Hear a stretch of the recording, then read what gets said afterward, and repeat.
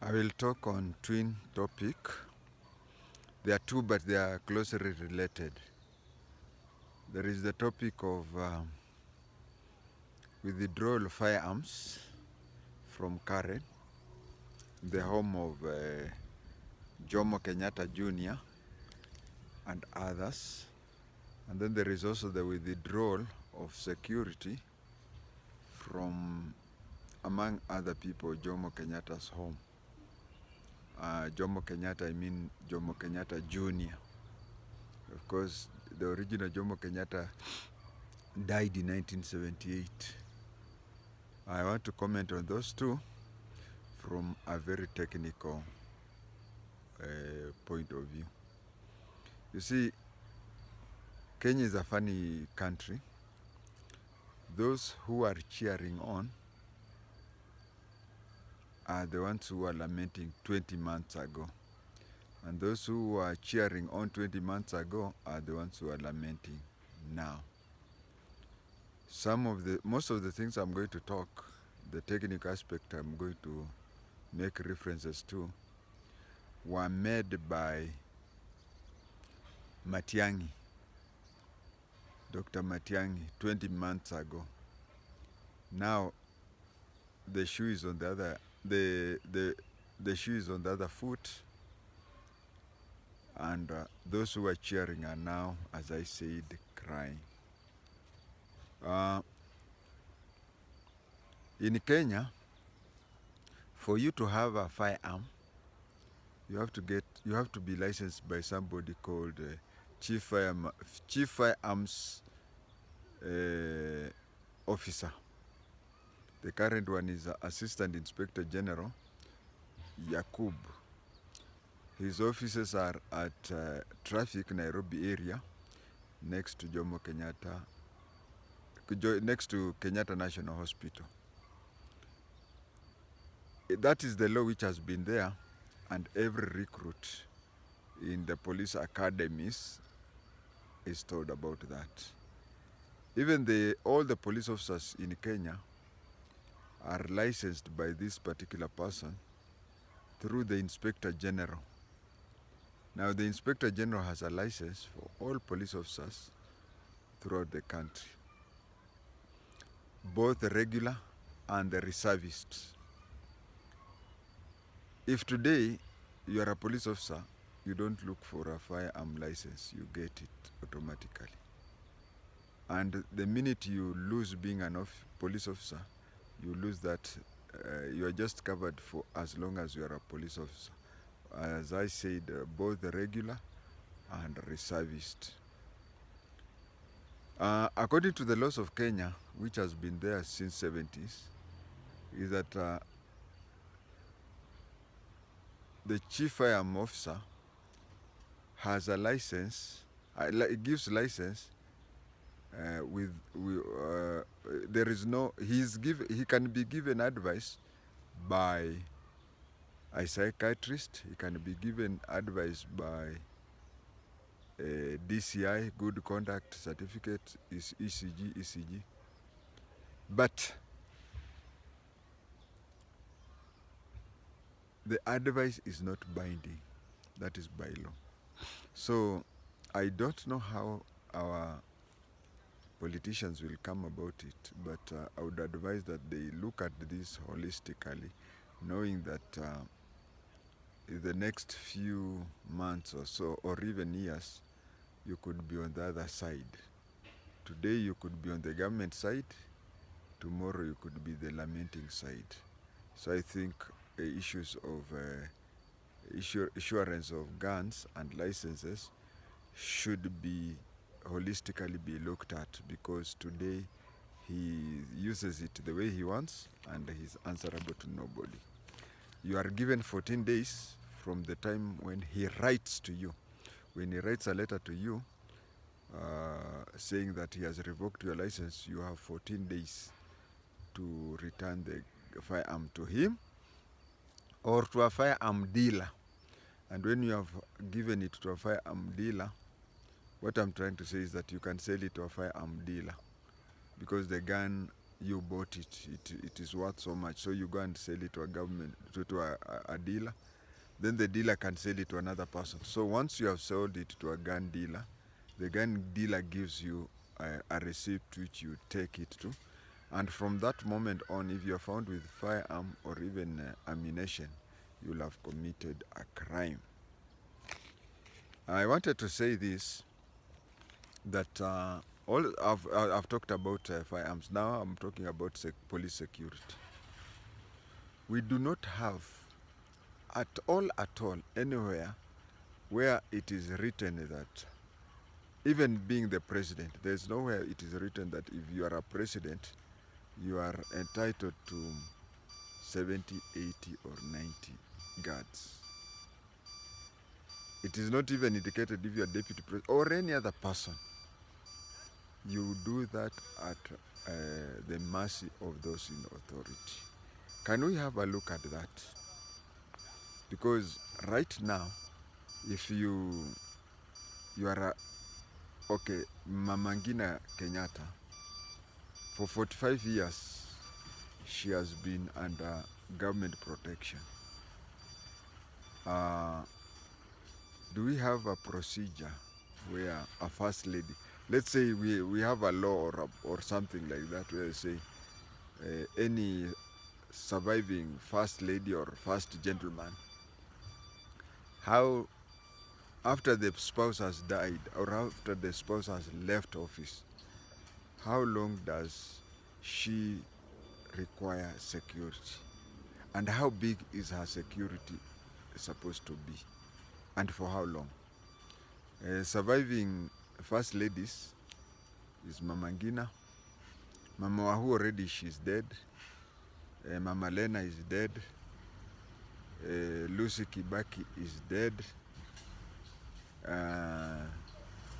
We now have only two surviving first ladies, and one is the mother-in-law to the other. How long does Mama Margaret Kenyatta, Uhuru Kenyatta's wife, require? And then VIP protection. How big is the immediate family considered? Of course, my father was a Bukusu, my mother was a Kikuyu. Now, according to we Bukusus, the immediate family is several times bigger than what my Kikuyu relatives consider immediate family. So, who are the immediate family, and how big is their security supposed to, and how long? In the American system, we have former presidents, Bush Jr., we have Obama, and the American VIP protection is that as the years go on, your security threat lowers and you have less and less security. In Kenya, that thing is blank. Okay, the government has withdrawn security. It has withdrawn firearms from these people. Any person, and I say any person, I didn't say any Kenyan, any person within the boundaries of Kenya can get armed police security throughout, even right now. The only difference between Jomo Kenyatta Jr., what he used to have until last week, and what he can get if he wants an armed police officer, is that from now henceforth, if he wants security, armed police security, he will have to pay for it. I just wanted to say, bypassing that, you'll recognize that Mama Sarah Obama, when she died, the police station within her compound was quickly dismantled. Well, nobody told me, but I can, from my expert opinion, is that Mama Sarah Obama was a security threat to the American government because she was a step-grandmother to President Obama. So what happens is that during her lifetime, the American embassy approached the National Police Service where the American government paid for security during her lifetime. And immediately she died, the security threat ended and the American. So that is where I'm giving an example of where you can have even a police station within your compound. What do you do if you want a police station within your compound? You go to the nearest OCPD, the nearest OCPD to the residence that you want to be guarded by police. You go there, you sign a form called private hire of police. You are allowed to hire police officers from the rank of OCS to recruit. You'll be given a receipt just like when you are going to a supermarket. You are told the hiring of a police constable per hour is so much. Hiring of a police NCO is so much, and hiring of a police member of the inspectorate is so much. So you sit down, you say, I want one inspector there to guard me 24 hours. They tell you it is so much. I want 2 NCOs. They tell you so much. 1 NCO is so much, so times 2. One member of inspectorate 1 is so much. If you want them to be in uniform, if you want them to be in civilian, that's up to you. But those are police officers. So you say, I want one member of the inspectorate, 2 NCOs, and 4 constables. Then on that form, below that form, is something that it's written, do you want them armed or not armed? If you say they will not be armed, they'll stay in your compound with the rungus. But if you say you want them armed, you write there, and then you are told 1 firearm is so much. So for example, you want 4 constables, all of them to be armed. So you write there 4 constables, then 4 rifles, then 2 NCOs not armed, then 1 inspector. You just write that. And according to the Kenyan law, the OCPD cannot deny you that, so long as what is written there, you go there for the current rates. And you see the Jomo Kenyatta family, I'm talking of Jomo Kenyatta Jr., he can afford to have 1 inspector, 2 NCOs, 1 NCO in charge of day, 1 NCO in charge of night, and then 2 constables day, 2 constables night, or he can even have 4 constables night. He just fills in, just like at the supermarket. You say 1 loaf of bread is this, a loaf is this, and then 2 kilos of sugar. You just, and then wanakuja wanakuandikia hapo chini total so much. You do that. They can do that, and I can tell you, to them, the amount, let us not go to the amount, because if you are told the amount, maybe you and me can be shocked. But they will have moved from being guarded through taxpayers' money, and they'll be guarded through their own pockets. But there is a condition for that. For example, during the time when they are guarding you, and it is discovered that your place is a crime scene, or you are a person, which I don't think the Jomo Kenyatta Jr. has. So long as you have no criminal record and you have money to blow, you can go to the police station. Even you who is watching me, you can go to the police station, and then you will be given that. And also, I want to talk as a former police officer. We have problems. Imagine you are an OCS and you are guarding a governor, for a lack of a better place to say, a governor in Nyanza.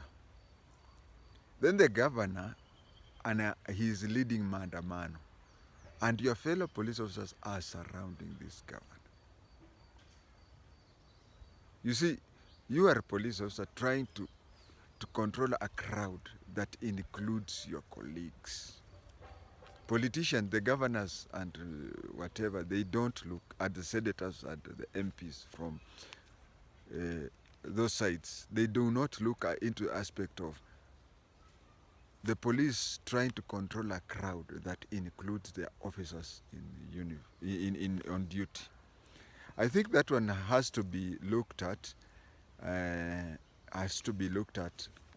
so that in the future, if somebody who is entitled or somebody who from his own pocket, because if you withdraw security for, let's say, governor from Migori, then the county government, because the governor for Migori she's the governor for Homa Bay. The governor for Homa Bay, the county government of Homa Bay, their first priority is the governor, who is the head of that government. So if the National Police Service does not give them security, then the county government of Homa Bay can hire police officers. But we have to look into a situation where there is a riot or anything and the police are on both sides.